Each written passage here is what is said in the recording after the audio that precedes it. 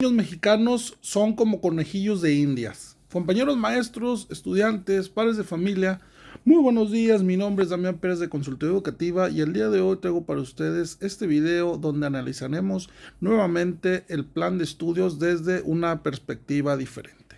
Según la opinión escrita en El Financiero, los niños mexicanos como conejillos de indias, escrito por Edna Jaime. Los niños y niñas llegarán a la escuela con distintos grados de aprendizaje, según haya sido su experiencia en la educación vía remota y con su propio cóctel de emociones. Hay cartones que lo dicen todo. Uno de Magu en la jornada de esta semana se cuenta entre ellos, en el que aparece el edificio de la SEP con una enorme manta colgante en la que se pide a los padres de familia que manden a clases a sus niños disfrazados de conejillos de indias. En esta misma manta aparece una criatura con una mochila a espaldas, vestida para la aventura de ser el experimento. El próximo lunes, millones de niños regresarán a clases, no llegarán a las aulas todos los que eran. En el transcurso de la pandemia, más de 1,5 millones de ellos se desconectaron de la educación formal. Y los niños y niñas inscritas llegarán con distintos grados de aprendizaje, según haya sido su experiencia en la educación vía remota y con su propio cóctel de emociones. La vida en el aula será difícil. El maestro o maestra tendrá la tarea adicional de conocer cuáles fueron las pérdidas particulares de aprendizajes e idear cómo mitigarlas, si es que cuenta con la sabiduría y los instrumentos para hacerlos, en ausencia de una política pública para ello, del financiamiento adicional que debe acompañar toda medida extraordinaria. En el mundo hay un revuelo sobre el tema, en la academia, en organismos de desarrollo internacionales y en los propios gobiernos se plantea el desafío de medir y corregir los daños causados por la pandemia. Una de las fundaciones más dotadas de recursos para apoyar intervenciones en ciertas regiones y para trabajar en temáticas específicas, la Fundación Gates, aparece muy comprometida en colaborar para que los niños y jóvenes de todo el mundo no se queden atrás por este shock que vino a cambiar las trayectorias educativas de millones. En ciertos estudios, como realizado por el Banco Mundial, UNICEF y UNESCO, que lleva el nombre de 2 años después salvando una generación, se identifica a América Latina como una de las regiones más afectadas, así como sucedió con la crisis sanitaria en la que la región aportó un número desproporcionado de decesos en la contabilidad internacional.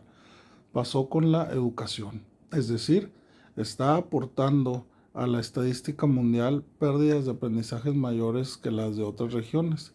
Según el estudio al que hago referencia, la proporción de pobres de aprendizaje en América Latina ha crecido del 52% en 2019 al 79% en 2022.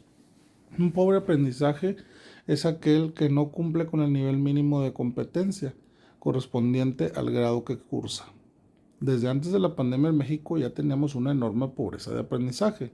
Se agravó con ella antes del COVID. Para la educación primaria, allá eso del tercer grado, casi 40% de los estudiantes estaba por debajo del índice NMC requerido para la lectura. Por sexto grado, en este número se elevó el 58%, en matemáticas 35% de alumnos de tercer grado no llegaron al nivel mínimo de competencias, el 62% en sexto de primaria. En este contexto, el impacto del COVID-19 en la educación fue mucho peor de lo esperado.